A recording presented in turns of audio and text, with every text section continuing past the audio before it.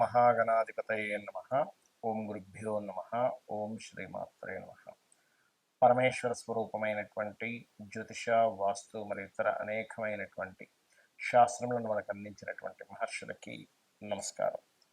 హయగ్రీవ హయగ్రీవ హయగ్రీవేతి యోగసేత్తస్స నిస్సరతే వాణి జహ్నుగన్యా ప్రవాహవత్.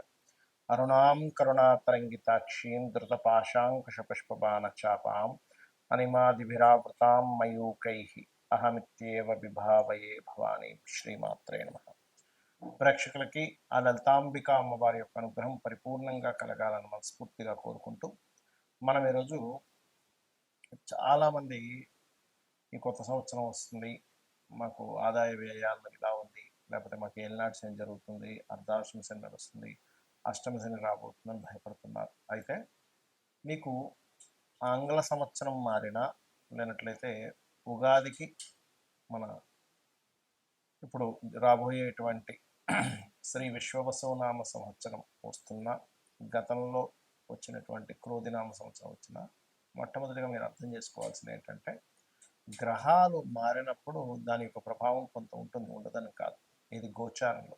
కానీ మీ పర్సనల్ చార్ట్లో ఎలా ఉంది, అసలు మీరు ఎటువంటి పాటిస్తే ఏ లగ్నం వారు ఎటువంటి ఇబ్బంది లేకుండా హాయిగా సంతోషంగా లాభదాయకంగా ఉంటారు, ఏ ఏ లగ్నం వారు లేదా లగ్నం తెలియని వారు రాశి వారు అనే విషయాన్ని ఇప్పుడు మనం మిథున లగ్నమో లేదా మిథున రాశి ఈ యొక్క ఫలితాలు చెప్తుంది నేనైనప్పటికీ కూడా చెప్పిస్తుంది సాక్షాత్ లలిత అమ్మవారిగా భావిస్తూ, అసలు మిథునంలో ఉండేటువంటి నక్షత్రాలు చేసుకున్నట్లయితే మనకి మృగశిర 3-4 పాదాలు, అదేవిధంగా ఆర్ద్ర 4 పాదాలు మరియు పునర్వసు 1, 2, 3 పాదాలు ఉంటాయి.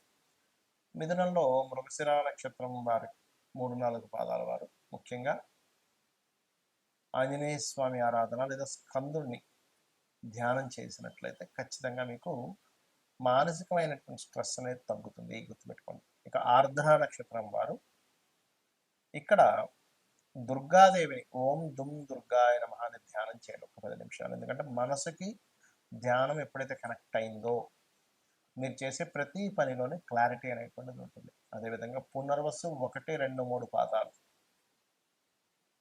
వీరు ఎక్కువగా చేయవలసినటువంటిది దక్షిణామూర్తి యొక్క ఆరాధన, దత్తాత్రేయుడి యొక్క ఆరాధన ఎంత చేసుకుంటే ఓం దక్షిణామూర్తయే నమః అనేటువంటి ధ్యానం చేసుకుంటే మంచిది. అయితే ఇక్కడ చాలా మందికి ఏంటంటే, ఏమంటే 12లో గురువు ఉన్నాడు ఏమైపోతుంది ఏంటో అని భయపడుతూ ఉంటారు. 12లో ఉన్న గురువు దాని తర్వాత రాశిలోకి వస్తాడు.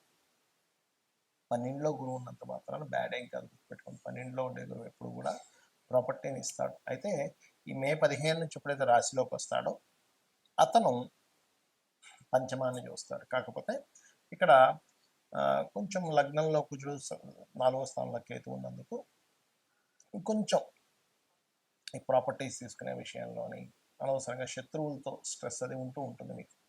కానీ ఎప్పుడైతే గురువు వచ్చాడో ఈ లగ్నానికి శుభుడు కాకపోయినప్పటికీ గురువుకు ఉండేటువంటి సహజ లక్షణాలు కొన్ని ఉంటాయి.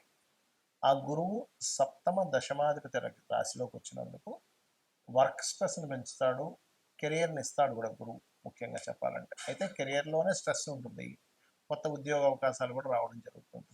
కాబట్టి మీరు ఏం చేయండి అంటే, ఎక్కువగా లలితా అమ్మవారు, ఎందుకంటే మిథునం వారికి పంచమాధిపతి శుక్రుడు అవుతాడు కాబట్టి లలితాంబిక అమ్మవారి యొక్క ఆరాధన ఎంత చేసినట్లయితే అంత చక్కటి ఫలితాలు మీకు రావడం జరుగుతుంది. ఏ లగ్నం వాళ్ళైనా ఏ రాశి వారైనా సరే ఈ కొత్త సంవత్సరంలో బాగా కలిసి రావాలంటే కొన్ని సూత్రాలు పాటించండి. మీకు ప్రతిసారి ఎదురు చూస్తూ ఉంటారు, ఈ సంవత్సరం నుంచి బాగుంటుందేమో, ఇంకో సంవత్సరం నుంచి బాగుంటుందేమో, ఇప్పటికైనా నా కష్టాలు పోతాయేమో ఎదురు చూడటం కాదు, కొన్ని పాటిస్తే ఖచ్చితంగా క్లియర్ అవుతాయి. ఏమిటవి అంటే, ఒకటి, ఈ గ్రహాల యొక్క ప్రభావం అంతా కూడా మన కర్మని ఆధారం చేసుకుని అవి ప్రభావితం, అంటే అవి ప్రభావం చూపిస్తూ ఉంటాయి. అంటే మన కర్మ, పూర్వజన్మలో ఏ కర్మ చేశామో దాని ఆధారంగా పూర్వజన్మ కర్మ తొలగాలి అంటే మనకు శాస్త్రాలు చెప్తున్నటువంటిది గంధముతో భగవంతుని పూజించాలి. గంధం వల్ల పుణ్యం పెరుగుతుంది అంటారు. ఏమిటంటే గంధం వల్ల పుణ్యం పెరగడం ఏమిటి అంటే, ఇందులో బయటకు బాహ్యంగా కనబడేటువంటిది మనకి గంధం అరగవావి చక్కగా మనం లం పృథ్వీ తత్వాత్మనే గంధం పరికల్పయామి అనేటివి మనం పూజ చేస్తూ ఉంటాం పంచోపచార పూజలు. కానీ ఇక్కడ దీని అర్థం ఏమిటంటే, గంధము దీనికి గురువు అధిపతి, గురువు జ్ఞానానికి అధిపతి, గుర్తుపెట్టుకోండి. అంటే మీకు గనక జ్ఞానం వచ్చినట్లయితే ఆటోమేటిక్‌గా పాపం తొలగిపోతుంది. మనకు శాస్త్రాలు కూడా ఇవే చెప్తున్నాయి. అంతే కదా! అంటే ఏమిటి? జ్ఞానయోగం చాలా గొప్పది అంటూ ఉంటుంది. అంటే నువ్వు జ్ఞానాన్ని సంపాదించుకో. గంధం ఎలా అయితే పూజ చేస్తావో, గంధంతో పూజ చేయడం వల్ల జ్ఞానం పెరుగుతుంది. అంటే మనకి విచక్షణ పెరుగుతుంది. మనం ఏం చేస్తున్నాం, ఏం చేయట్లేదు. అందుకని ఖచ్చితంగా గంధంతో పూజ చేయాలంటారు. అందుకే గంధము, ధూపము, దీపము, నైవేద్యము, పుష్పము ఈ పంచోపచారాలు చేస్తుంటాం. అయితే ఇక్కడ నిత్యము ఉదయము, సాయంత్రం ఒక దీపం పెట్టి ఒక్క 10 నిమిషాలు కూర్చొని చూడండి. మీ లైఫ్ ఏ సంవత్సరం వచ్చినా ఖచ్చితంగా మార్పు, మంచి మార్పు వైపు వెళ్తూ ఉంటుంది.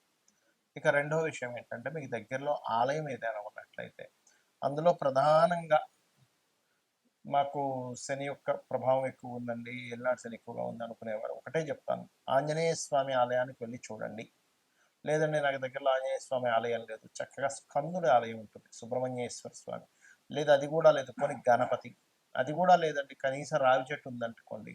ఎందుకంటే రావి చెట్టుకి శాస్త్రాల్లో కర్మ విపాకం లాంటి గ్రంథముల్లో చెప్పినటువంటిది ఏమిటి అంటే చాలా స్పష్టంగా అందులో బ్రహ్మ విష్ణు శివాత్మకమైనటువంటిది అని చెప్పడం జరిగింది. కాబట్టి రావి చెట్టు చుట్టూ చక్కగా ప్రదక్షిణం చేయండి.